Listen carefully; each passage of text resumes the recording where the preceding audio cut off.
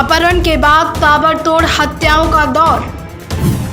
UP सरकार में जंगल राज। UP police नहीं ले रही सबक। नाकाम पुलिस से कैसी उम्मीदें। टॉप लिस्ट में क्राइम ग्राफ।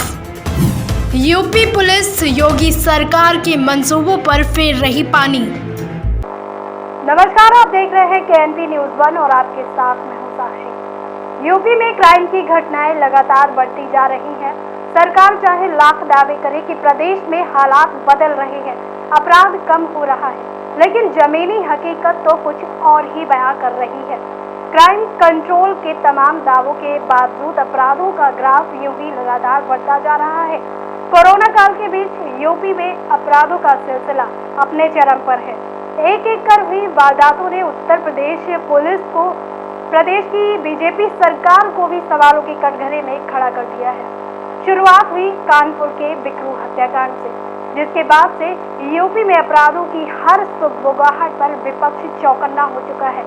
असल में हर अपराध के साथ विपक्ष प्रदेश की सरकार को घेरना चाहता है, तो वहीं अपराध के ये मामले थमने के बजाय लगातार बढ़ते जा रहे हैं। तो चलिए अब प्रदेश में हुई कुछ बड़ी वारदातों पर एक नजर डालते हैं। शुरुआत करते हैं कानपुर के बिकरू हत्याकांड से। कानपुर जिला, तारीख 2 जुलाई। विकास दुबे नाम के अपराधी ने अपने साथियों के साथ मिलकर 8 पुलिस कर्मियों की हत्या कर दी थी। पुलिस और अपराधियों के बीच की सबसे खतरनाक मुठभेड़ 2 जुलाई को बिकरू गांव में हुई थी। यहां अपराधी विकास दुबे के घर दबिश देने गई पुलिस टीम पर बदमाशों ने असलहों से हमला कर दिया था। इस एनकाउंटर में सीओ बिल्हौर समेत कुल 8 पुलिसकर्मियों की हत्या कर दी गई थी और खुद विकास दुबे अपने गुर्गों के साथ फरार हो गया था।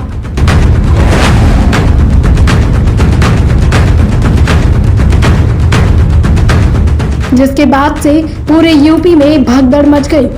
इस हत्याकांड के बाद पुलिस की संलिप्तता भी इस केस में पाई गई, जिसके बाद मामले ने एक राजनीतिक रंग ले लिया। पक्ष विपक्ष दोनों की तरफ से वार पलटवार शुरू हो गया।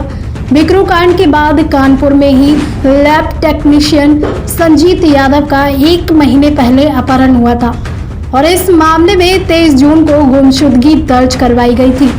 फिर 26 जून को इस रिपोर्ट को एफआईआर में बदल दिया गया। वहीं 29 जून को परिवार वालों को 30 लाख रुपए की फिरौती के लिए फोन आया।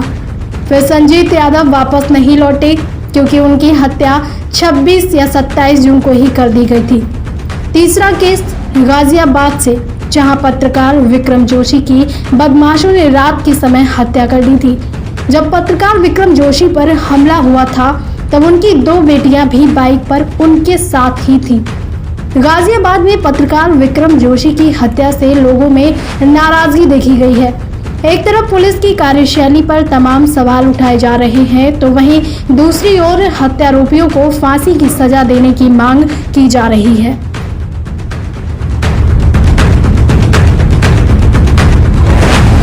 इन सभी मामलों में उत्तर प्रदेश पुलिस पर कई सवाल खड़े हुए हैं। हालांकि गोंडा से जो घटना सामने आई है उसमें पुलिस की क्रियाकलाप के बाद डैमेज कंट्रोल भी हुआ है।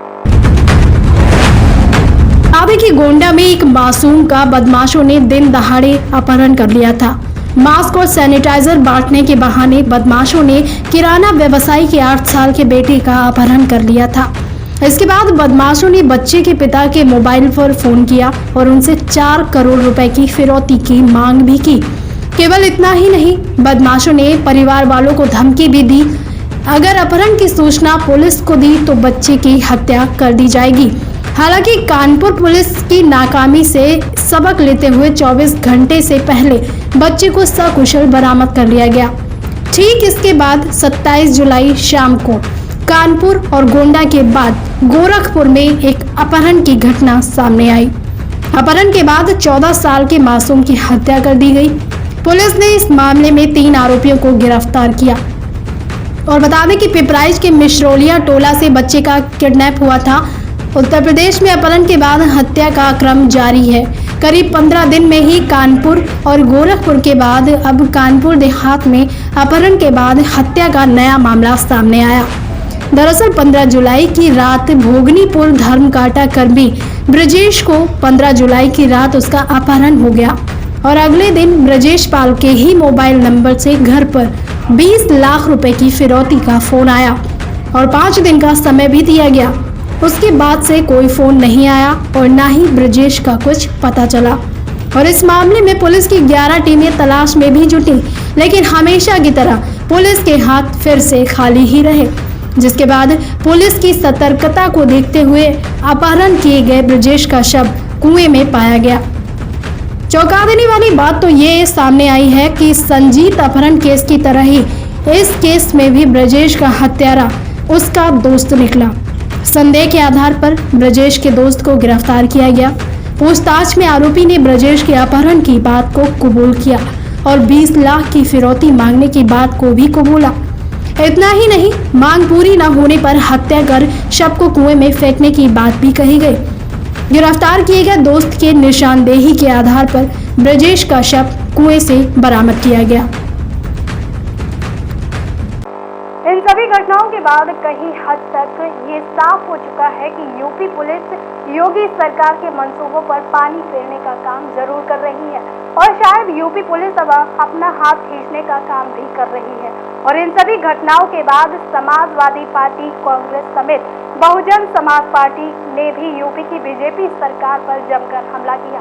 और उधर प्रियंका गांधी ने भी ट्वीट किया है कि क्या उत्तर प्रदेश के मुखिया ने खबरें देखना छोड़ दिया? क्या गृह विभाग में बैठे लोगों के सामने ये खबरें नहीं जाती? उत्तर प्रदेश में यूं ही हर दिन गुंडाराज के नए रिकॉर्ड बन रहे हैं और यूपी में जंगल राज लगातार बढ़ रहा है। और अब इसी के साथ दीजिए मुझे इजाजत और आप देखते रहिए KNP News 1।